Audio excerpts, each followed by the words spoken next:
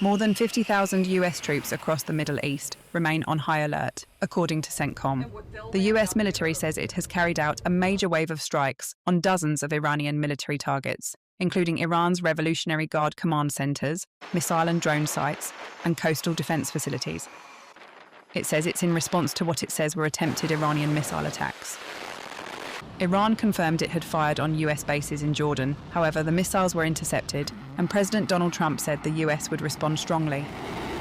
They know it's coming. They're asking us not to do it, but, they tried shooting it last night. So we had 5 rockets shot going 8,500 miles an hour, and all 5 rockets were knocked down to the ground. But they nevertheless took a shot, so it's our turn. And we'll see if we get there with an agreement at some point, but we're going to hit them very hard. Meanwhile, Iranian state television released footage from Keshem Island, showing rescue teams clearing rubble from a residential building after the strikes. Over at Egypt's Damietta port, a drone struck the US-owned gas storage tanker Energos Winter, causing a fire that spread to another vessel. Maritime security firms and trading sources said the blast was likely caused by a drone strike. No group has claimed responsibility. However, the IRGC had warned that countries supporting the United States would face a harsh response unless they change their behaviour.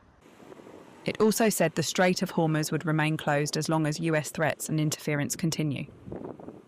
In Iraq, Prime Minister Ali al-Zaidi chaired an emergency National Security Council meeting after joint US-Saudi strikes targeted Iran-backed paramilitary groups.